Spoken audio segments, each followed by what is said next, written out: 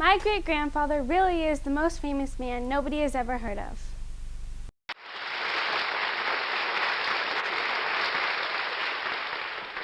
Now, we're not going to identify this contestant panel because to identify him would be to tip off his secret. We will call him simply Dr. X. Now, Doctor, if you will whisper your secret to me, we will show it at the same time to the folks out there.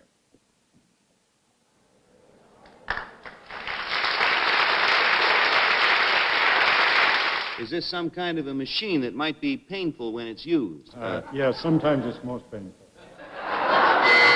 This is the famous Dr. Philo T. Farnsworth, who invented electronic television. Sir, how old were you when you invented television, or the first television machine as we know it today, first television system? I was 14. 14 years old. It is hard to imagine the world my great-grandpa was born into in 1906. No computers, no cell phones, no cars, no airplanes, and certainly no television. When he was growing up in a log cabin in rural Utah, his primetime entertainment was staring at the moon and dreaming of the future. An electric generator and a stack of science fiction magazines fueled young Philo's imagination. Then, in 1920, at the age of 14, while plowing a field behind a team of horses, he had a revelation. If he could train an electron to do what his horses were doing and go to the end of a row, turn around, and start over, he could send pictures through the air. The next year, he entered high school and tried to talk his way into a senior science class by describing his dream of an all-electronic television. His teacher had no idea what he was talking about, but he agreed to tutor him and saved this, the very first drawing of a television camera. By 19, Phil had attracted investors, built a lab in San Francisco, and proposed to his sweetheart, Elma. He says, there's another woman in my life. Well, before I could faint, he said, and her name is television. The only way I see that we would have as much time together as I'd like is if you work with me. How about it? On September 7th, 1927, with my great-grandma at his side taking notes, Philo successfully transmitted an electronic image for the first time. I was so excited I was dancing around, and the backers said, Farnsworth, when are we going to see some money in this thing? Phil had painted a $sign on a slide, and that's the first thing they saw, was a $sign. By 1934, he was ready to demonstrate television for the first time. Philadelphia's Franklin Institute was overflowing with people wanting to see his new miracle. Although his screen was only about a foot in diameter, the crowds were transfixed and refused to leave. We didn't realize how hard it was to keep live pictures going on television yet. We had everything from trained dogs and bears, ventriloquists and puppet shows. And there was one clear night and a full moon, and Phil turned it on the moon, and that got more of a response from the public than anything. The headline was, the moon sits for its first portrait. Take a picture of the moon above in May or June, then you can make a love morning, night, or noon by the light of the same home. Take a picture of the moon on high when it... Popular Science presents a backstage preview of television, the newest miracle of modern electrical engineering. Technicians in the Farnsworth Philadelphia laboratories have helped to make television, the dazzling dream of the decade, a practical reality today. Mr. Philo T. Farnsworth, shown at the right, is working on the image dissector tube, a photoelectric camera tube of his own invention that distinguishes his system of television from others. It is said to be responsible for the most clearly defined television pictures. Placed in the circuit of this receiving system is a funnel-shaped cathode tube. The round, flat surface of its bulb becomes the picture screen in studio monitor sets, as well as in home receiving sets. The image dissector tube and the cathode oscillite tube are the heart and brain of the Farnsworth system. Television engineers are now adjusting studio equipment to demonstrate the technical routine of broadcasting a television program. Max Factor Jr. has developed a new type makeup for television photography. The photoelectronic camera, being supersensitive to red, causes that color to be absorbed.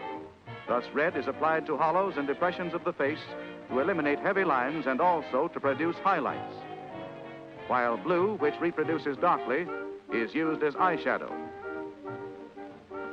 The facial makeup of the modern movie queen makes her a dream of loveliness, but the television star has the grotesque appearance of a circus clown. The new television makeup may give the camera a break, but the wearer's first view of herself is likely to break her heart, unless she has a sense of humor. In this camera is an image dissector tube. The camera lens picks up the artist as an image of light, causing electrodes in the dissector tube to emit electrons. Passing through station equipment, the electrons become radio impulses to be broadcast and picked up by receiving sets where the routine is reversed. The radio impulses becoming points of light that appear on the screen as pictures. 30 pictures are completed every second. These pictures are composed of 200,000 light points that strike the screen one at a time at the rate of 6 million points per second. Music and sound accompany the performer's action, both visible and audible elements going on the air in perfect synchronization. As the action is photographed from various angles, engineers at control boards select long shots and close-ups, editing the show as it passes instantly through the station's facility. Traveling with the speed of light through a maze of tubes and equipment, the show leaves the station's sending towers to be viewed by the television public, an audience as yet small and comparatively ignorant of the enormous research and experiment that makes it possible for us to see and hear people many miles away. The most fanciful dream of mankind is today a startling reality, destined to become the world's most popular science. The RCA said no person, no boy of 15 could come up with that complicated concept. So Phil went to the patent office and he said, we need a ruling on this. They asked Phil if he had told anyone about his television ideas. Phil's old chemistry teacher, Justin Tolman, produced a page of Phil's notebook where Phil had made a drawing of the camera tube. And so RCA had to give in on that idea. Therefore, they made a ruling that Farnsworth was the original inventor of electronic television. He said this is the first time RCA has ever taken a license. This would be the place for the happy ending, except for a tragic twist of fate. By the time a TV standard was finally agreed on, the world was at war. The U.S. government shut down television development and converted the factories to produce radar. Phil was well aware that there was a war coming, that probably his patents would be expiring before that ended or right around shortly after. And this was very depressing to him. He had put his whole soul and life into getting television to the public. Phil Farnsworth continued to invent. He earned over 300 patents over the world for developing radar, the baby incubator, infrared night vision, and an electron microscope among them. If his atomic fuser had been successful, we might all be flying around in nuclear cars now. He should be a household name, but despite a cartoon descendant on Futurama, he's not. Unfortunately, Philo T. Farnsworth never profited from his invention. He was squeezed out by RCA and did not participate in the growth and development of his beloved television. He refused to watch TV and wouldn't let his children watch it either. Then, on July 20th, 1969, he turned on the TV for a magical event. A miniature version of his original image dissector was used to beam live pictures back to Earth from the moon. We were watching it when Neil Armstrong landed on the moon. Phil turned to me and he says, Pam, this has made it all worthwhile. Before then, he wasn't too sure. Ladies and gentlemen, in 1927, 75 years ago this month, a 21-year-old self-taught genius named Philo T. Farnsworth transmitted the image of a horizontal line from one room in his San Francisco lab to a receiver in the next room. Later that day, Philo, the inventor of electric television, wired a simple message to a backer in Los Angeles. The damn thing works. That's right, the damn thing worked, and worked so well, it spawned this entire industry we know as television. For the better part of the 20th century, this remarkable man went unheralded and unrecognized. But tonight we shine the spotlight on him and give him his long overdue recognition.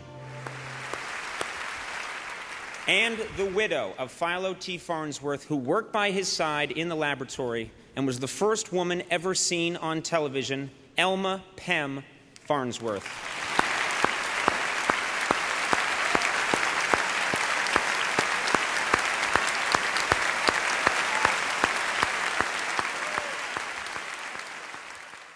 It is now my turn to spread the story of the teenage genius whose big idea made everything from TV to the smartphone possible.